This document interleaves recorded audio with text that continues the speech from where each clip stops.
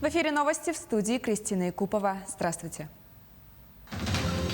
Работу по предпусковому экологическому обследованию районов падения ракеты-носителя завершили в республике.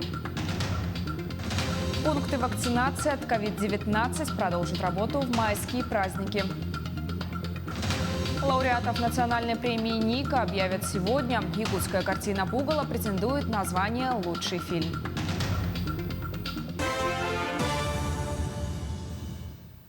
Синоптики прогнозируют усиление ветра в 6 районах республики завтра, 26 апреля. Так, в Оленёкском и Мирнинском районах ожидается усиление северо-западного ветра в порывах до 15-20 метров в секунду.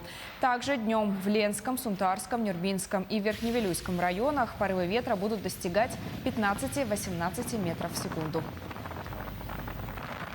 В Якутии усиленный контроль за прибытием людей и проверка документов по вакцинированию. Введен запрет на выход из вахтовых поселков. Также продолжается контроль по месту жительства и на предприятиях за приезжающими из зарубежных стран. Прибывшие обязаны сдать ПЦР-тест и разместить результат на портале госуслуг. Несмотря на предстоящие майские праздники, в республике будут работать пункты вакцинации и медицинскими организациями будет вестись прием пациентов. На следующей неделе в Якутию должна поступить очередная партия вакцин, а перед началом длинных выходных вакцину доставят в районы. Новые скоростные суда «Валдай-45» будут курсировать между столицей республики и Алекминским районом. Крейсерская скорость современного судна на подводных крыльях 65 километров. Оно оснащено кондиционерами и телевизорами. Его вместимость составляет до 45 человек. Судно приобрели для того, чтобы жители Алекминского района не почувствовали трудностей с транспортом во время реконструкции аэропорта. Помимо судов «Валдай-45», летом будут ходить еще 2 судна «Восход». Также в период межсезонья этого года планируется дополнительно ввести в эксплуатацию 3 единицы новых судов на воздушной подушке «Нептун-23» с пассажировместимостью 20 человек на переправе Якутск-Нижний Бестях. Предпусковое обследование районов падения фрагментов ракеты-носителя завершили в Якутии. Обследование в Алданском и Кобяйском районах провели рабочие группы Роскосмоса, Центра агрохимической службы Хабаровский и Минэкологии Якутии. В рамках работ отобрали пробы компонентов окружающей среды со всех мониторинговых площадок. Также в поселок Сибян-Кюэль Кобяйского района доставили 3 сотрудников службы спасения республики. Пуск ракеты-носителя «Союз-2-1Б» запланирован на 26 апреля. Отмечается, что для наблюдения за падением центрального блока 2-й ступени и хвостового отсека 3-й ступени ракеты-носителя в Кобяйском районе установили камеру всего неба, разработанную научными сотрудниками Института космофизических исследований и аэрономии имени Шафера. Госавтоинспекция массово проверяет тонировку в Якутии. Согласно государственным стандартам, передние и боковые стекла должны иметь светопропускание не менее 70%, а лобовое не менее 75%. В отношении нарушителей будут составлены административные материалы и наказания в виде административного штрафа на сумму 500 рублей. Тем, кто не устранит нарушения на месте, сотрудники ГИБДД выносят требования до 10 дней. Если водитель проигнорировал его, то в отношении него наступает административная ответственность.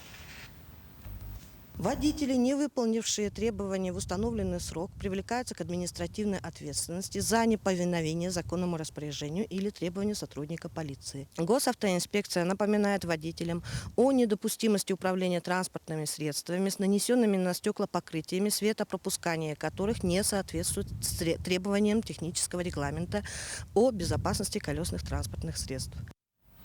В эти дни школьники пишут проверочные работы. Это не государственная итоговая аттестация, но по ее итогам оценка ставится не только школьникам, но и учителям.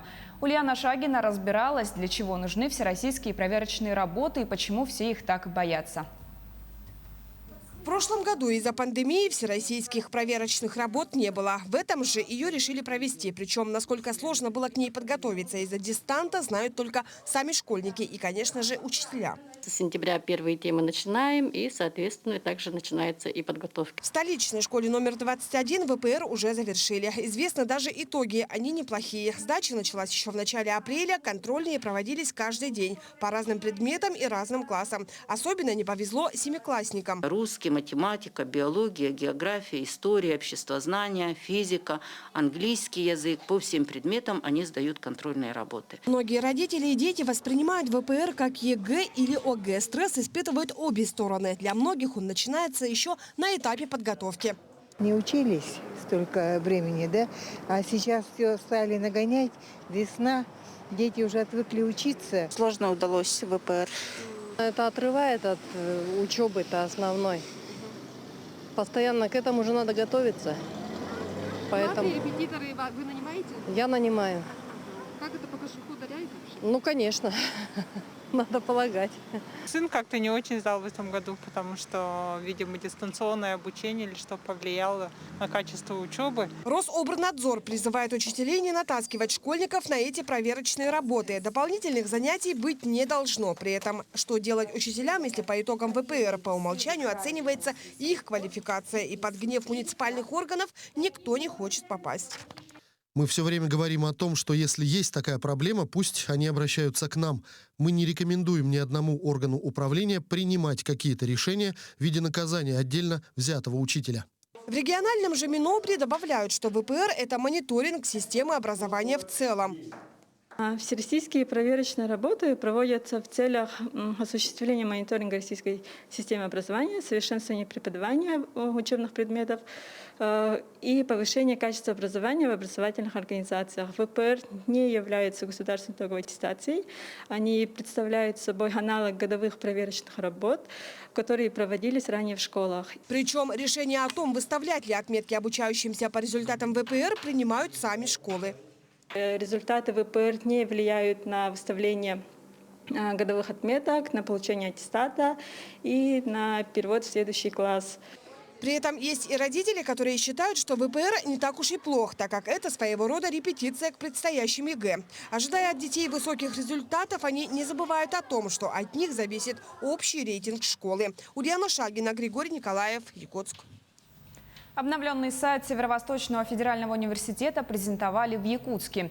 Теперь он стал более интерактивным и, самое главное, удобней.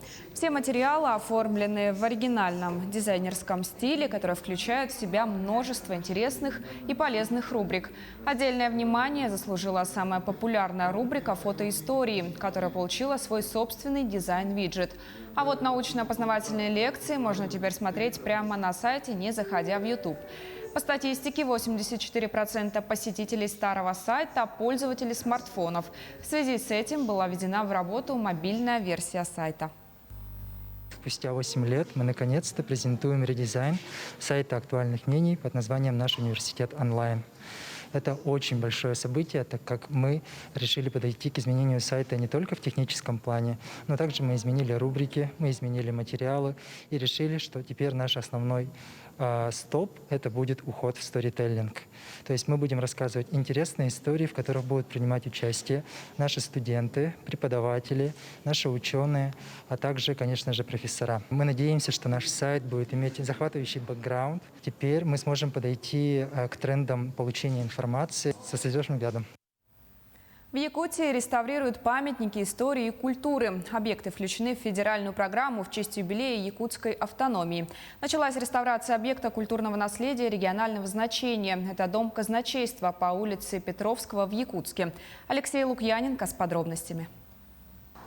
Дом казначейства является одним из наиболее сохранившихся каменных зданий дореволюционной постройки. Оно было возведено еще в 1911 году. При строительстве здания архитектор Климентий Лишевич широко использовал декоративные мотивы русского зодчества XVII века, столь популярные в начале XX века. Реставрационные работы исторически ценного здания ведутся с прошлого года. Работу начали в прошлом году. С июня месяца начинаем отделку делать. Там тоже своя технология есть, отделочные. И второй этап снаружи будет в этом году. Изначально расположение этого здания было 30 метров восточнее. И в 2007 году, когда реставрационные работы шли, его чуть передвинули.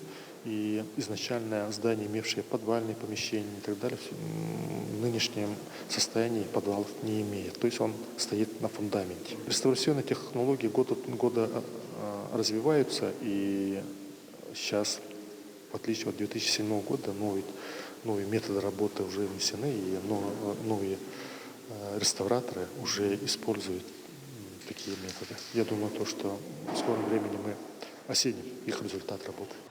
Здание Дом казначейства, отделанное белой известью, украшенное оригинальным орнаментом, всегда выглядело нарядным и красивым. В советский период в нем размещались нарком финансов, радиоузел. С 2007 года в нем размещен отдел западноевропейского искусства Национального художественного музея. После реставрации музей снова откроет свои двери для посетителей. Что касается прошлогодних работ, это у нас реставрационная работа по фасадной части, облицовки, по дизайну и укладка инженерных сетей. Оно разделено у нас на 2 этапа. В прошлом году и в этом году. Общая сумма на 73 миллиона.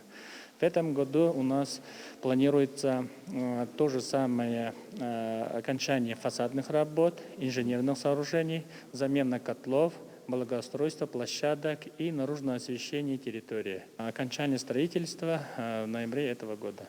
В настоящее время специалисты спорят о правильности присвоения объекту культурного наследия имени архитектора Браумгартена, так как по всем документам работы велись под руководством Клементия Лишевича. Департамент к этому вопросу решил вернуться после завершения реставрационных работ. Алексей Лукьяненко, Григорий Охлопков, Якутск. Якутская драма «Пугало» Дмитрия Давыдова представлена в номинации «Лучший фильм» премии «Ника». Уже сегодня состоится торжественная церемония вручения национальной кинематографической премии. В этот раз жюри будет оценивать работу деятелей киноиндустрии сразу за 2 года, 2019 и 2020. Также Дмитрий Давыдов претендует на Нику в категории «Лучшая режиссерская работа» вместе с Андреем Кончаловским и Андреем Зайцевым. А якутская актриса Ческырой номинирована на лучшую женскую роль вместе с Юлией Высоцкой, Чулпан Хаматовой и Натальей Павленковой.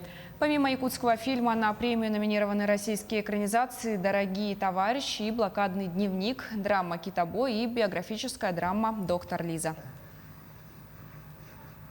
К этому часу у меня вся информация. Еще больше новостей на наших сайтах як24.ру и nvk-online.ru. Мы продолжаем следить за развитием событий.